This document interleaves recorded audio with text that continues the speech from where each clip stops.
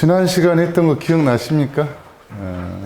현장 선생님께서 출생하셨던 곳, 그리고 그때 당시에 제가 지도를 소개해 드리고, 어느 사찰도 제가 잠깐 소개를 했었는데, 위치를.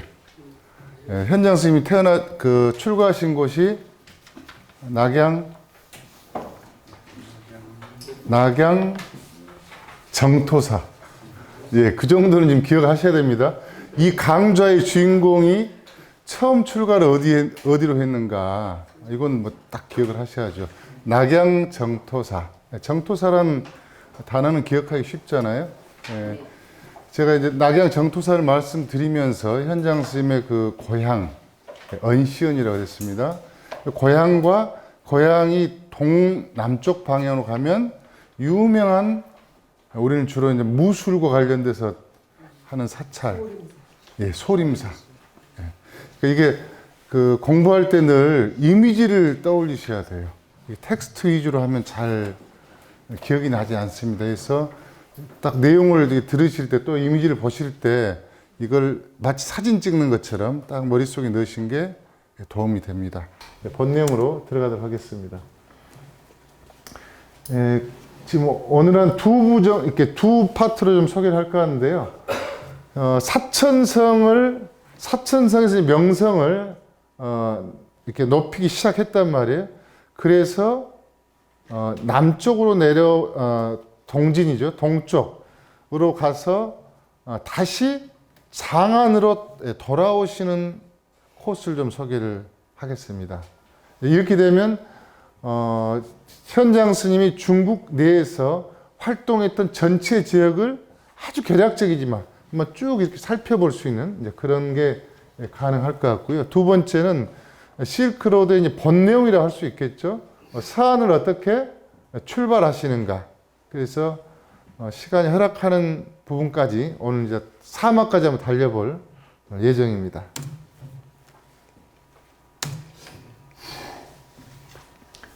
예, 정토사에서 제가 제목을 천재 현장이라고 표현했는데요. 아무리 봐도 이분은 진짜 천재 같아요. 어렸을 때 11살 때 정토사 시절에 이렇게 경을 다 숙독을 했다고 하고요. 물론 더 뛰어난 한국의 김시식 같은 4살 때 막 거의 다 뛰어버렸다고 하는 분도 있지만 어쨌든 현장에서 이랬습니다. 그리고 성도에 도착하신 다음에 사찰에 계시다가 이렇게 그냥 비구격 받고 이런 게 아니고요. 마치 우리가 요즘식으로 하면 그 학원 가서 수업을 하듯이 여러 고승들로부터 지도를 받았다고 합니다. 이때 주요한 경전들을 많이 공부를 하셨다 그러고요. 지난 시간 끝머리에 제가 말씀드렸습니다마는 진문 쌍기, 그래서 진시가문의 천리만상. 그러니까 이 한 분은 또 누구예요? 형인 땡땡 법사 기억나십니까? 장천법사라고. 예. 장천법사가 뛰어났던 분이신 것 같아요. 예. 이 두 분을 그래서 이 천리마 기자입니다. 저 한자가.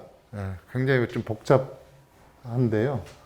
진시가문의 천리만상이라 해서 이미 명성을 이렇게 좀 얻었습니다.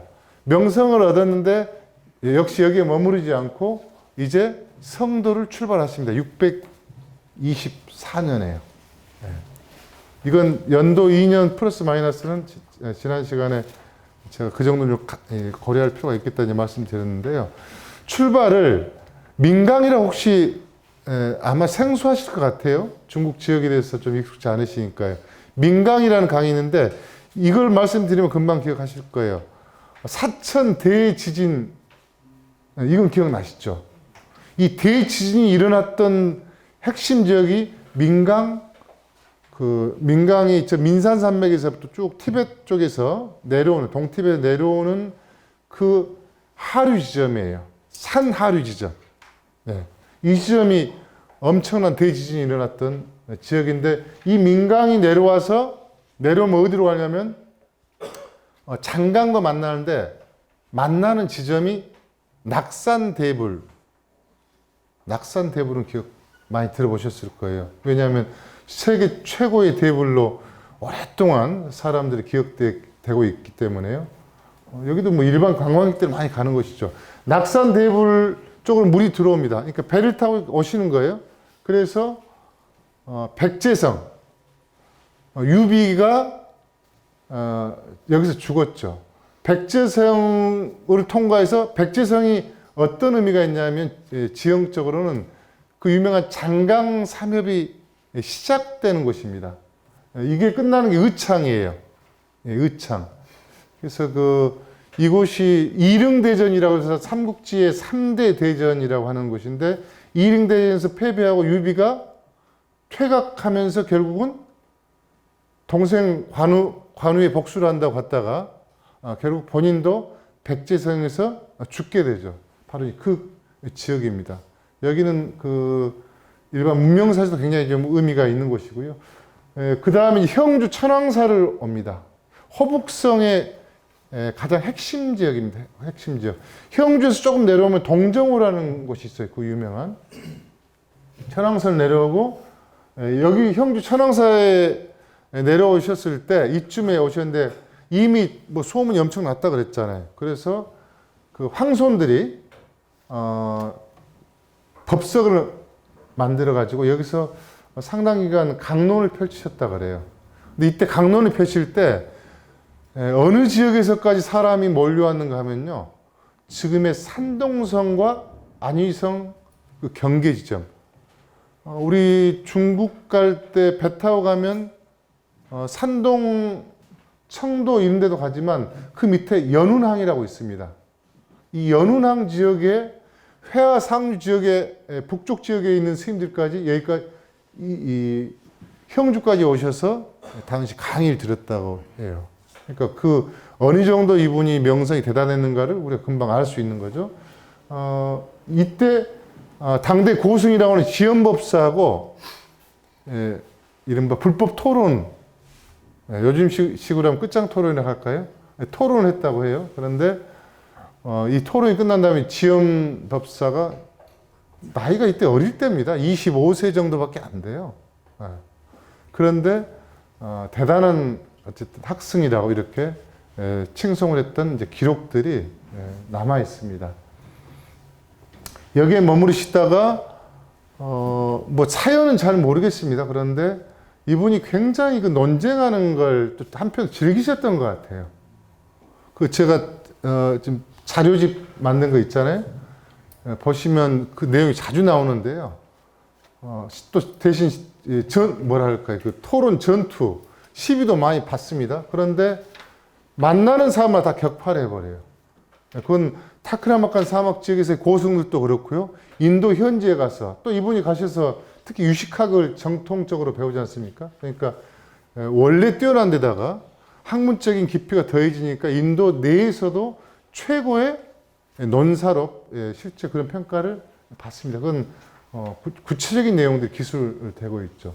근데 이분이 황하를 넘어서서 그 황하가 정확히 하북성, 하남성 기준은 아니거든요. 황하를 넘어서서도 하남성이 있습니다. 이 하남성 최북쪽까지 가셨다가 그 다음에 이제 내려온 다음에 이 다음 시트의 지도로 보시면 좀 금방 이해가 되실 것 같아요. 그리고 장안에 오셔가지고 특히 구사열반에 대해서 집중적으로 공부를 하십니다. 그러니까 거의 중국 내에서는 이건 뭐 제 주관적 해석입니다.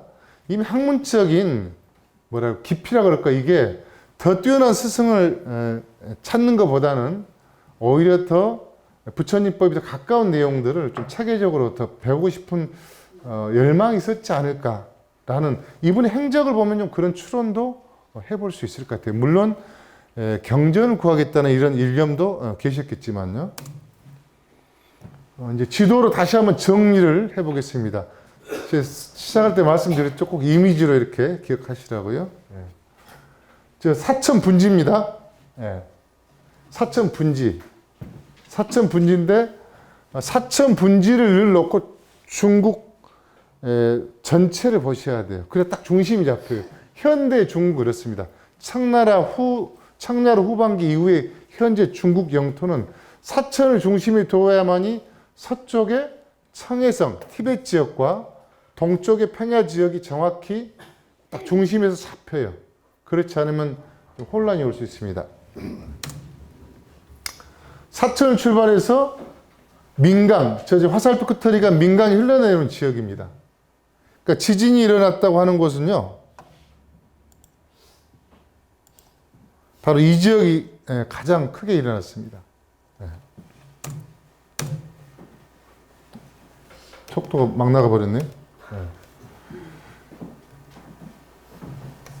그래서 내려와서 아까 말씀드린 낙산대불, 끝나는 지점이 백제성 지역입니다.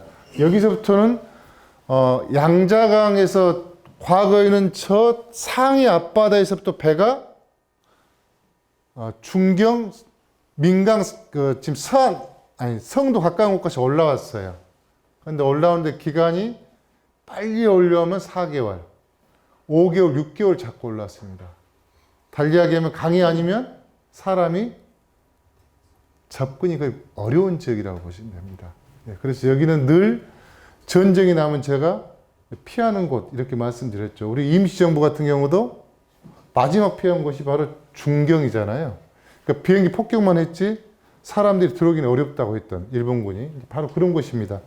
여기서 장강 삼엽을 타고 내려가면 이릉 전투가 가장 크게 있었던 지역으로 들어가고요. 여기서는 비교적 좋은 물길이 합니다. 형주입니다.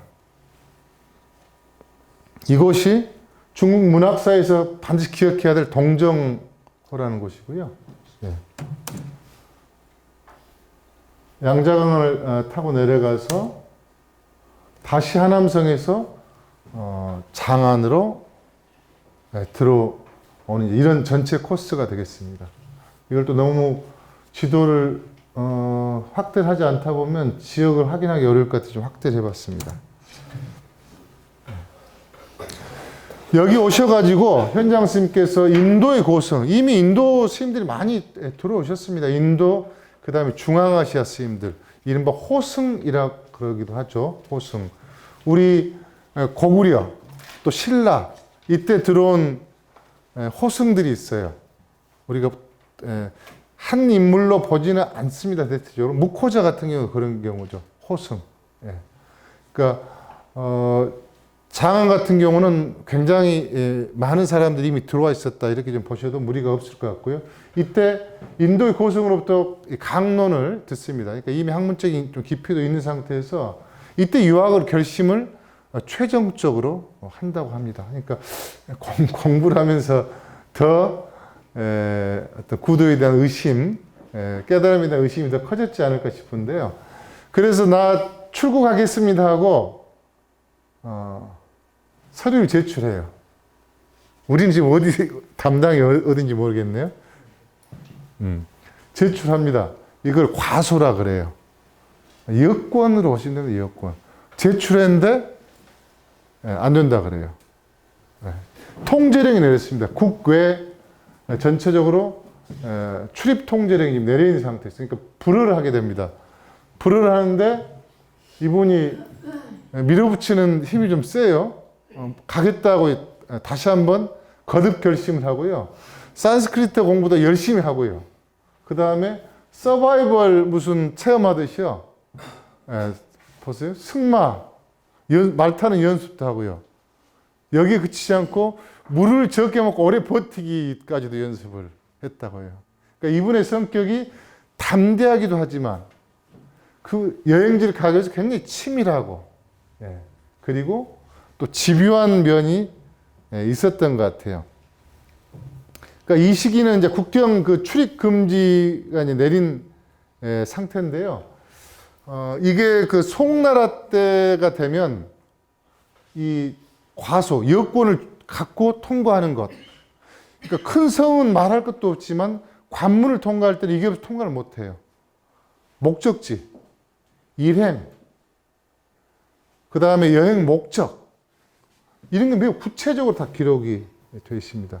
실크로드 지역 같은 경우, 타크라마칸 사막 지역 같은 경우는 나무에 기록한 이런 유물들도 흔적이 있고요.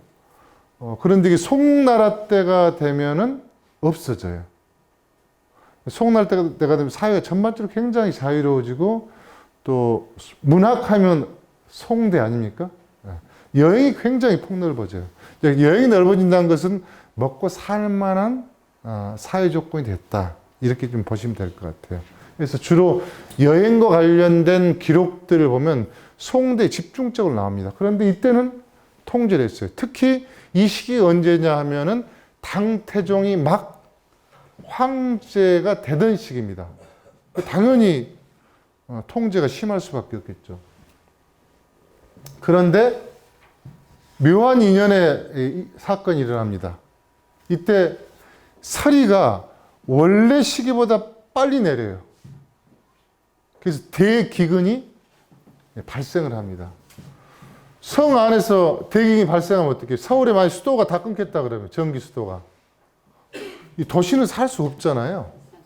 전기 수도 끊기면 오히려 이를테면 김포라든가 파주라든가 교외로 나가야만이 살 수 있는 거죠. 대기근이 발생하니까 그 사람들 성 안에 많이 가두고 있다면 심각한 소요 사태가 일어날 수 있겠죠. 이래서 성에 대한 통제력을 약화시킵니다.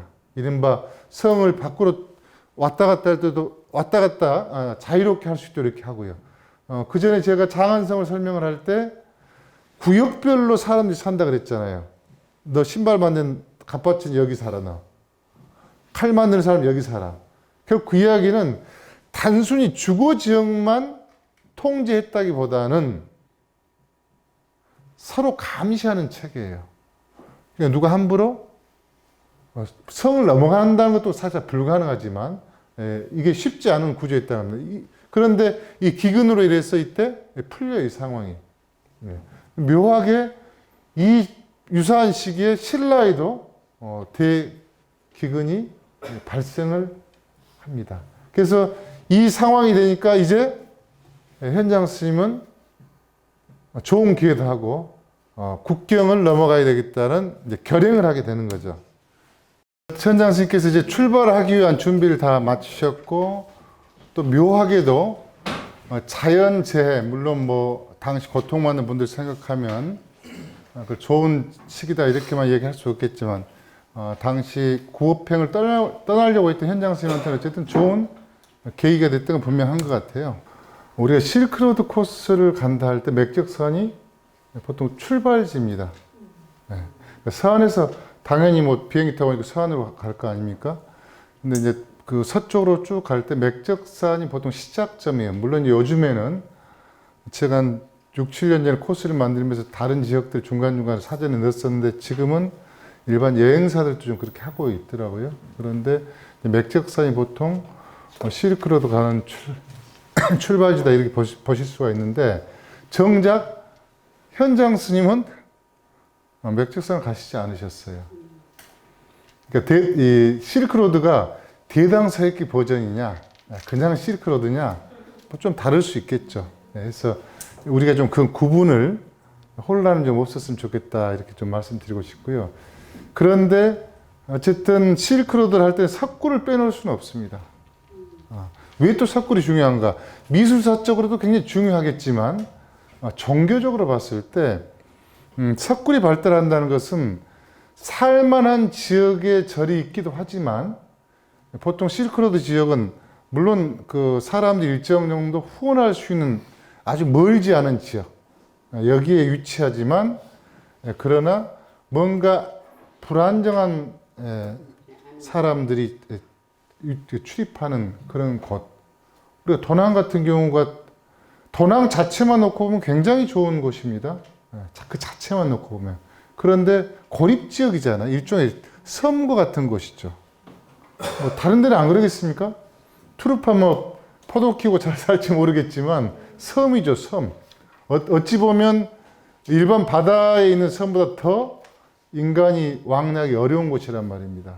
근데 이 지역들을, 이 오아시스를 징검다리 삼아서 사람들이 물건을 팔고 다녔단 말이에요. 상인들이. 그리고 또 중요한 사람들이 바로 종교인들이죠. 그러니까 불교가 세계화가 될 수 있었던 가장 큰 이유는 스님들의 역할도 있고요. 또 하나는 상인들의 역할이 절대적으로 컸습니다. 그러니까 불교의 세계화는 상인들의 이동 루트로 이렇게 확산됐다.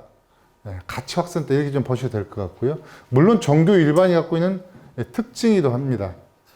그리고 또 하나는 탁발의 시스템적인 측면도 있다는 이야기도 많이 합니다.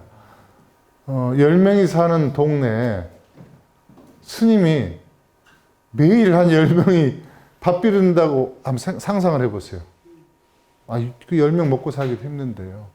때문에 승려수가 일정 정도 는다, 출가자 수가 일정 정도 는다 그러면 반드시 분리될 수밖에 없는 거예요. 서울시에 스님이 10만 명이 있다. 그러면 서울시 한계가 왔다는 거예요. 그러면 이제는 경기도 광주로 간다거나 또 분사가 되겠죠.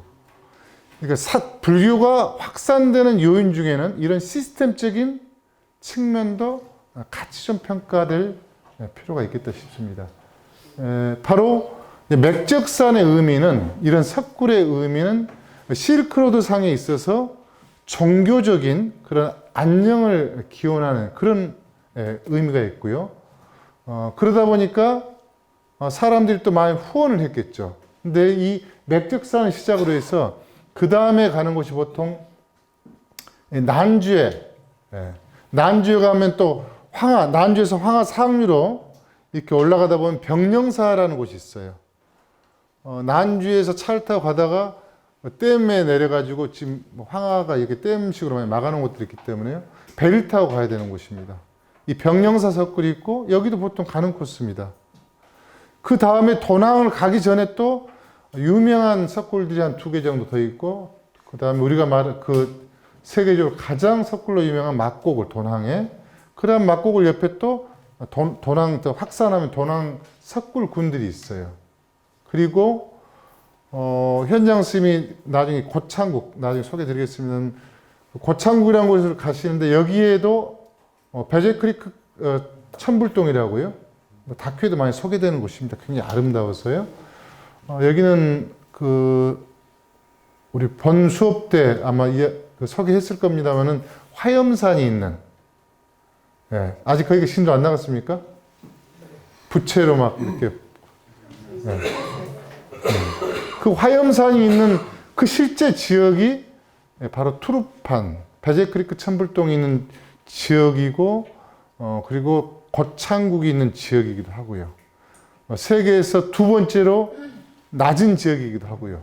사해 다음으로. 바로 이제 그런 지역까지 쭉 석굴들이 있는데, 이곳은 선장 스님이 안 가셨어요. 제가 왜 이 말씀 드리냐면요. 현장 스님이 어떤 마음이었을까? 사막을 벗어나기 전까지, 사막을 벗어나 얼마 안 가서 가는 곳이 이제 투르판 지역인데, 역시 여기서도 특별한 어떤 기록, 내용도 나오지 않습니다. 당신이 가셨다라든가. 그런데 그 다음 지역부터는 서서히 주변을 돌아보시고, 이렇게 주변에 대한 기록들이 더 소상히 그려져요. 그러니까 정확히 현장 스님의 심리 상태가 저는 대당서에 표현되어 있지 않은가. 그러니까 이 아름다운 거, 우리는 지금 현장 스님을 빌어가지고 그 석굴군들을 구경하는데, 정작 당사자는 이걸 쳐다볼 겨를도 없었다. 왜 그랬을까? 이 내용을 소개를 드리겠습니다.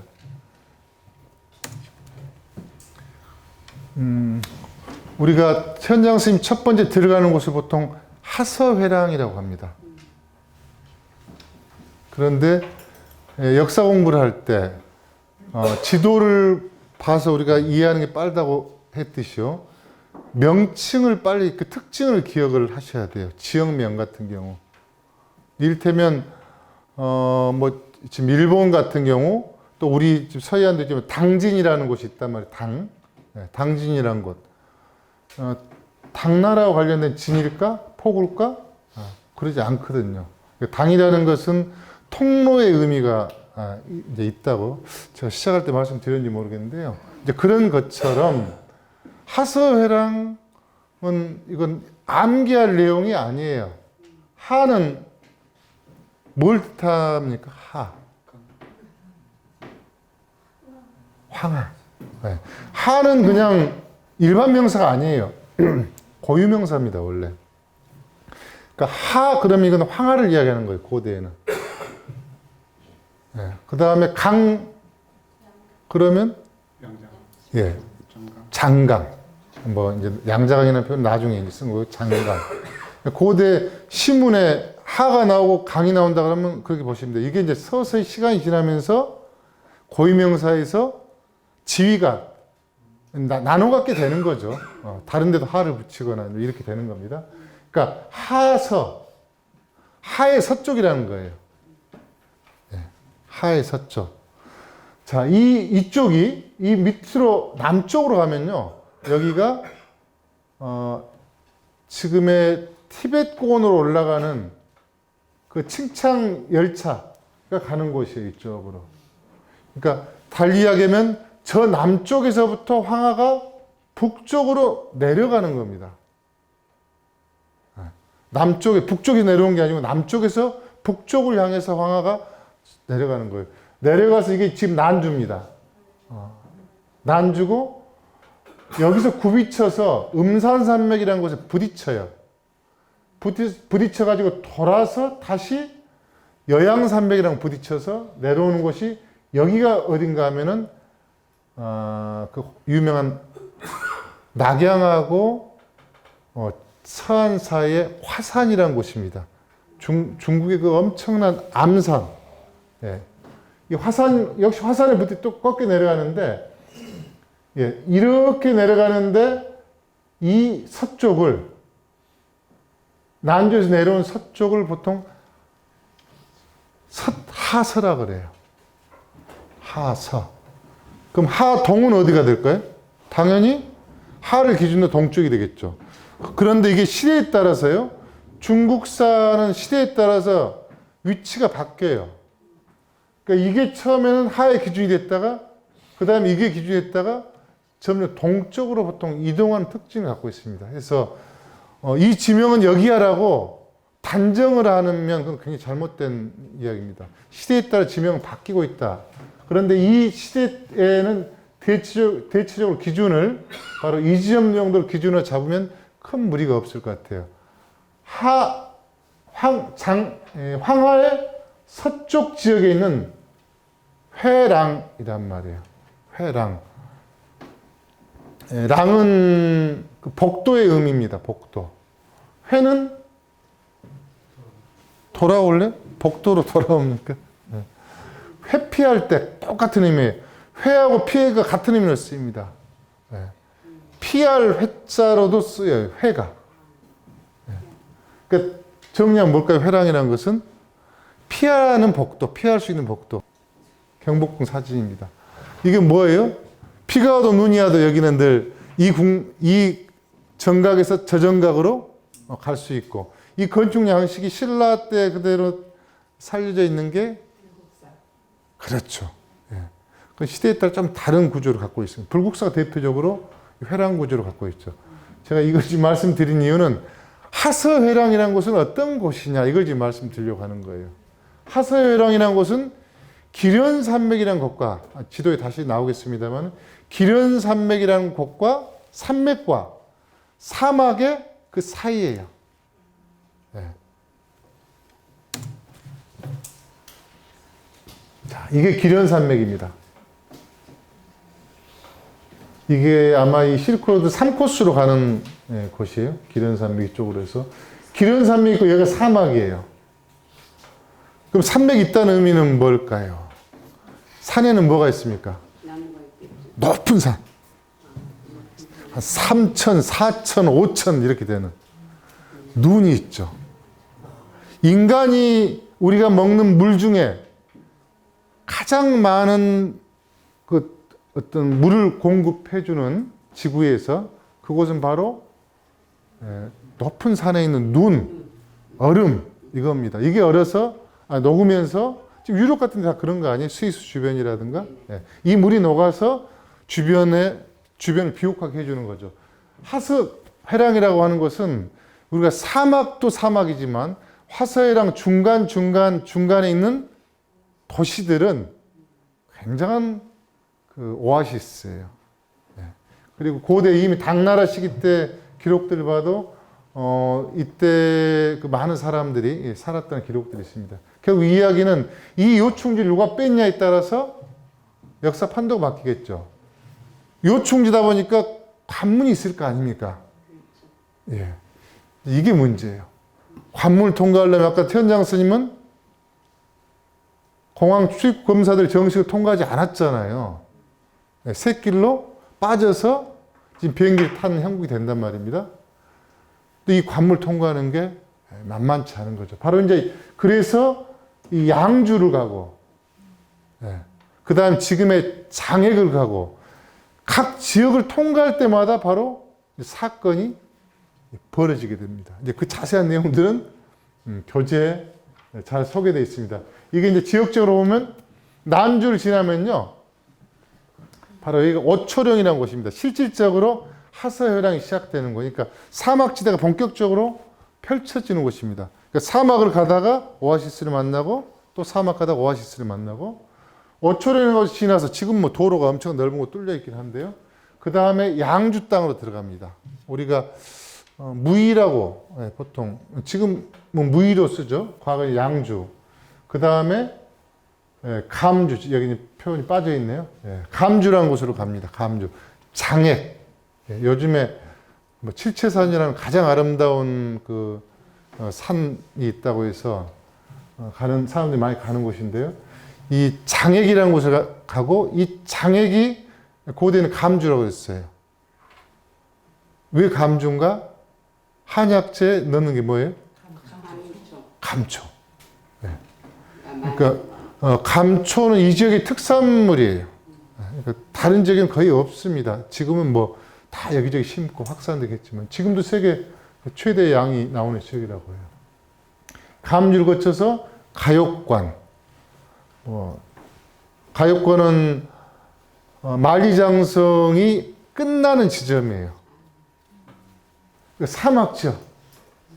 이렇게 만리장성 이렇게 내려옵니다. 이렇게. 이게 진대부터 명대까지 계속 이어져 있어요. 지금도 흔적들이 많이 쓰러져 있지만 이렇게 되어 있습니다.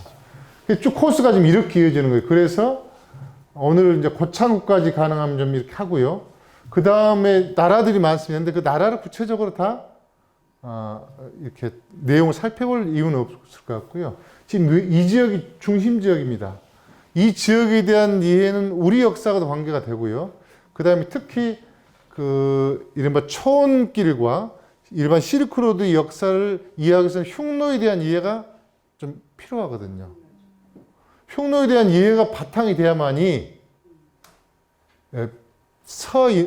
서북부 인도의 서북부 지역이 이해가 돼요. 왜?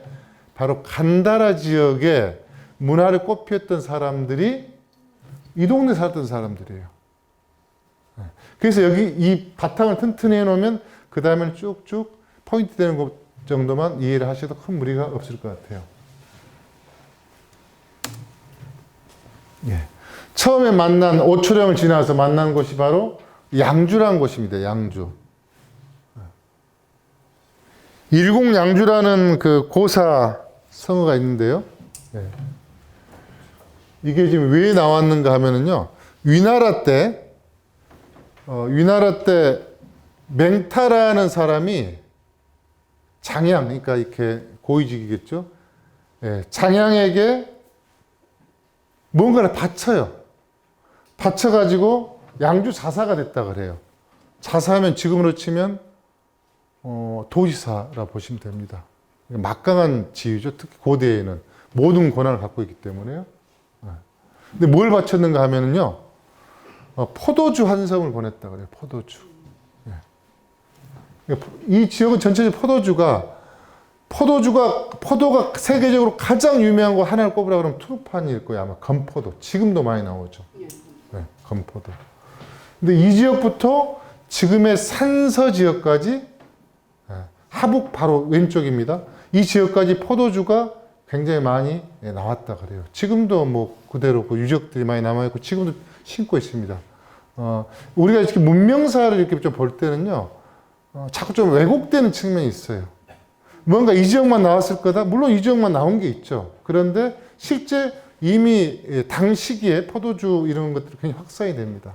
그래서 우리가 보통 교과서로 배울 때 이러했을 거다라는 부분은 뭐 시험 볼 때는 중요하지만 실제 역사적 사실에 있어서는 좀 검증해 볼 내용들이 많이 있습니다. 그래서 양주라는 것은 이런 이제 독특한 고사, 그러니까 별로 명예롭지 않은 고사죠. 양주 자사가 되는데 포도주를 바쳐서 자사가 됐다고 하니까 지역으로 봐서는 불명예스러운 부분인데 현장 스님 이 지역에 딱 이제 들어갑니다. 들어가니까 양주 도독, 뭐 자사 도독 다 같은 의미로 보시면 됩니다. 그러니까 어느 권한이 어느 시기에 세냐, 군사적인 부분에 초점이 가 있느냐, 행정적인 권한을 초점이 가 있느냐에 약간 차이가 있어요. 양주 도독 이대량이란 양반이 이때 있었는데 첩보로 입수를 해요. 누가 지금 국경을 넘으려고 지금 승려가 들어왔다고 합니다. 이 승려를 찾아내라 이렇게 이야기를 합니다. 그러자 현장 스님께서 누군가한테 도움을 청하게 됩니다. 그 지역의 불교 지도자들에게 도움을 청하는데 그 가장 그 도움을 많이 주셨던 분이 해의란 분이고요. 해의 스님. 이분이 그 자기가 문중에 있었던 두 분의 젊은 스님을 현장 스님을 잘 모시고 저 국경 가까이까지 잘 모시고 갔다 와라 이렇게 이야기를 합니다. 근데 그 중에 한 분은 자기도 인도에 가겠다고 해요. 물론 나중에 현장 스님 설득해서 돌려보내긴 합니다. 왜냐하면 그게 쉬운 길이 아니잖아요. 예, 그래서 이제 그런 과정인데 바로 첫 번째 만나는 곳이 양주라는 곳에서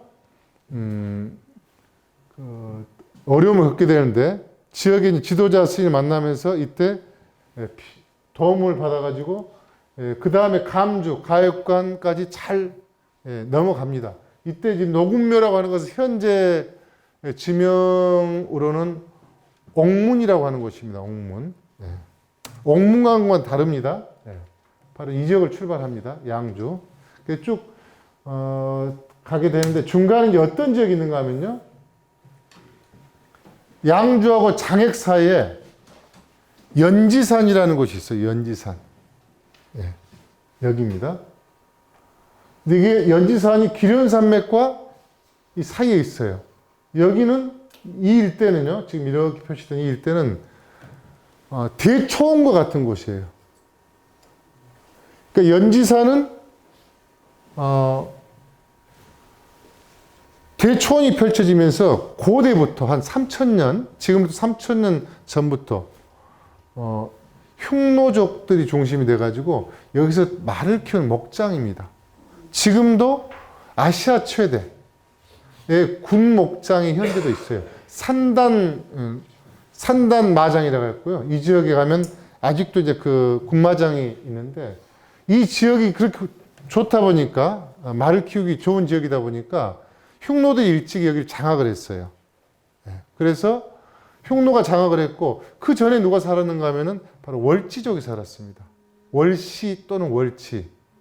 이들이 간다라 불교 미술을 꽃피우는 사람들이에요. 근데 흉노가 한이 흉노를 밀고 흉노가 월치를 또 밀고 하는 이런 연쇄적 과정 속에서요. 월치가 중앙아시아로 넘어가게 됩니다. 중앙아시아에서 다시 인도 서북부 지역까지 들어가게 돼요. 그래서 이른바 불교가 세계화되는 원동력, 그 바탕이 돼줬던 사람들이 바로 월치족이다. 이렇게 좀 보시면 될 것 같아요. 그들이 처음 있었어요. 그러다가 흉노가 들어왔고요. 근데 처음에 한나라가 만들었지만 우리는 한 제국이 어마어마하게 생각하지만 초기에는 흉노에게 계속 이른바 선물, 조공을 바쳤던 그런 관계입니다. 흉노하고 전쟁을 할 수가 없어요. 너무 강력하니까. 그런데 이게 서서 역전되기 시작하죠. 한무제 때 이 토대를 만들었던 사람이 바로 장건이라는 분입니다. 장건이 해외 정보도 많이 알고 왔지만 그 중에 중요한 정보를 하나 갖고 오죠. 저쪽 중앙아시아 저쪽 가니까 피를 흘리면서 지치지 않고 빛과 같은 속도로 뛰어가는 말이 있더라. 이렇게 이야기를 해요. 이게 바로 한혈마라는 겁니다. 한혈마. 그 한혈마를 나중에 삼천기를 들여와요. 그래서 주로 한나라가 이게 점점 강해지면서 이 연지산 주변 일대를 장악을 하면서 말을 키우고 교배시키고 해서 청대 후기까지 이게 남아있고 현재도 이제 군목장으로 있는 거죠. 근데 이 연지산은 제가 첫 시간에 말씀드렸는지 모르겠습니다만은 연지곤지 할 때 그 연지예요. 그러니까 흉노에 굉장히 높은 직위에 있는 분들의 부인들이 썼던 화장품을 만든 곳입니다. 이 연지산에서 나온 꽃으로. 이게 나중에 중국이 전해지는 거예요. 이른바 중원문화에. 그러면서 그 독특한, 우리는 뭐 결혼할 때 그렇게 하게 하죠. 뭐 찍고 하잖아요, 연지곤지. 근데 이게 이제 원래 유래는 어떠한가에 대해서는 좀 더 찾아봐야 될 필요는 있겠지만, 어쨌든, 연지곤지 할 때 그 내용이 바로 연지산, 언기산 또는 언지산이라고 표현하기도 한데요. 뭐 여기에서 이제 시작되는 곳이다. 이곳을 통과해서 가는데 연지산과 이제 관련된 인물 한 분이 계셔서 동영상 하나 잠깐 보고 넘어가도록 하겠습니다.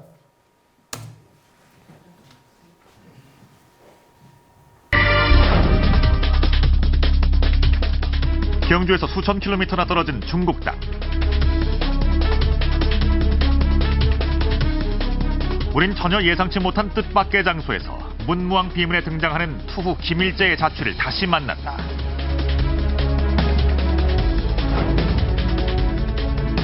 중국 고대 국가의 수도였던 섬서성시안은 그의 무덤까지 남아있었다.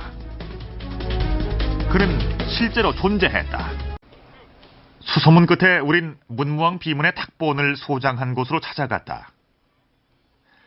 카메라 앞에 처음으로 공개된 희귀본 탁본은 비문의 상단과 하단을 모두 본떠놓은 탁본이다.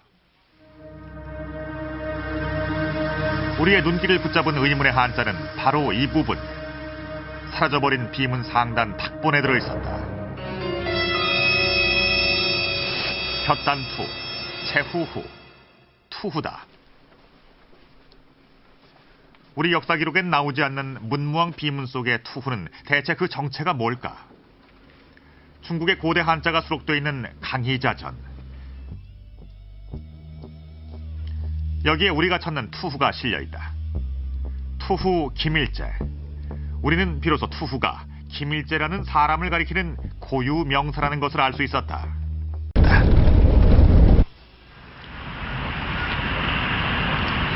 중국 서북 지역에 위치한 감숙성 무이시.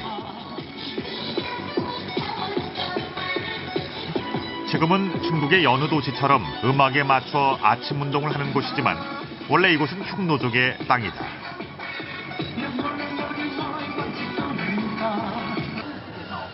인민공원 한가운데 남아있는 흉노족의 흔적.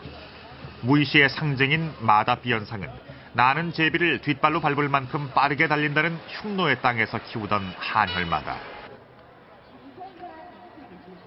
마다비연상을 등지고 서 있는 또 다른 석상. 놀랍게도 이 석상의 주인은 투후 김일제였다. 석상 앞에 서는 순간 문무왕 비문 속의 투후 김일제가 보다 실체를 가진 인물로 다가왔다. 匈奴人无为之人，无为人也就是，叫个今日蝶，无为人叫他是马王爷，也就是，而且好像不到无为人叫，而且这个基本上我们国人700人知道是马王爷有其这样的，不认识了一样，好像很厉害的也是。后来在匈奴在这个时期以后，西汉时期以后，收复了这个河西地区以后，就这个皇帝扛上的。 김일제는 한나라 때 마왕신으로 이름을 날린 흉노족 출신의 마부로 알려져 있다. 무위시 외곽에 김일재 후손들이 모여 사는 김씨 집성촌이 있다고 해서 찾아 나섰다. 마을 이름은 김가장. 김씨들이 모여 사는 마을이란 뜻으로 붙여진 이름이다.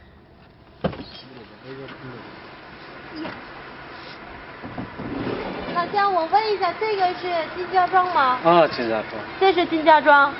啊。 투후 김일재를 취재한다고 하자 가을 거지를 하던 마을 주민들이 바쁜 일손을 멈추고 달려와 주었다. 就有这个人品。就有这样的人是吗？多少岁？ 마을 주민은 김씨가 압도적으로 많았다. 800여 호 가운데 김씨가 600여 명에 달한다. 이곳의 김씨들은 조금도 주저하지 않고 스스로를 투후 김일재를 시조로 모시는 흉노족이라고 소개한다. 유목 생활을 하며 떠돌던 김일재 후손들은 원나라가 들어선 13세기 무렵 김가장 마을에 뿌리를 내리고 정착했다고 한다.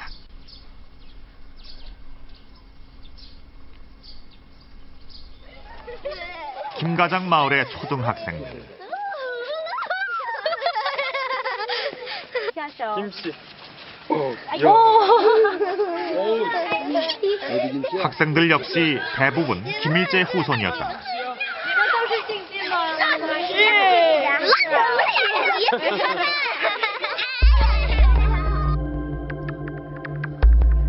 조상 대대로 김가장에서 농사를 지으며 살아온 투후 김일재의 후손들. 우린 머나먼 중국 땅 김가장 사람들의 모습에서 문무왕 비문에 암호처럼 적혀있던 투후 김일재를 만날 수 있었다.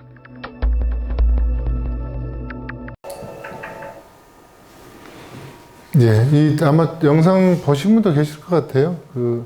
이런 유사한 패턴의 영상 다큐들이 몇 번 나왔었습니다.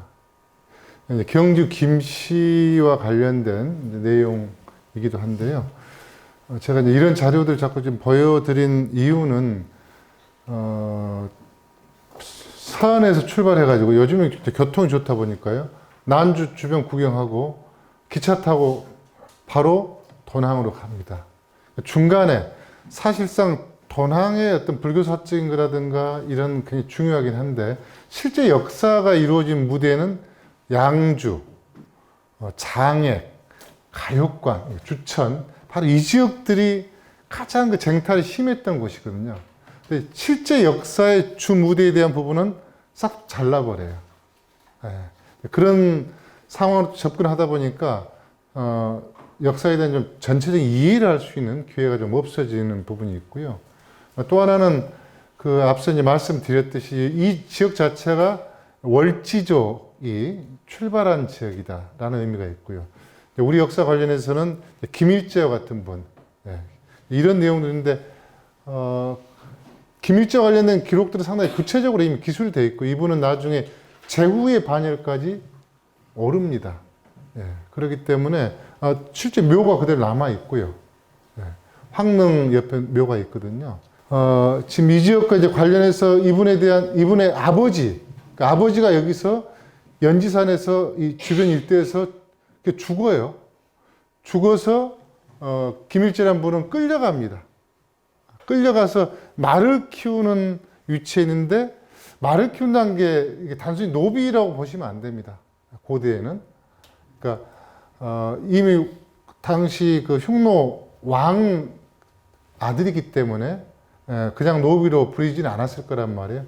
말을 키웠고 그 다음에 점점 더 중요한 직책을 맡게 되는 거죠. 그러니까 나중에 제후의 지위까지 올랐던 것은 이제 기본적으로 다른 출발 조건이 있었다, 좀 이렇게 보시면 될 것 같아요. 바로 이제 이 지역, 양주하고 장액 사이에 이런 역사적 의미가 이제 있는 지역이 되겠고요. 하나만 더 영상을 더 보실 텐데요. 이 부분은 흉노는 이럴 것이다. 한반도에 사는 우리는 이럴 것이다. 중국 사람은 이런 모습일 거다. 우리가 배워왔던 걸 또 하나만 더 깨보자는 겁니다. 이런 취지에서 영상을 한 번 더 보시죠.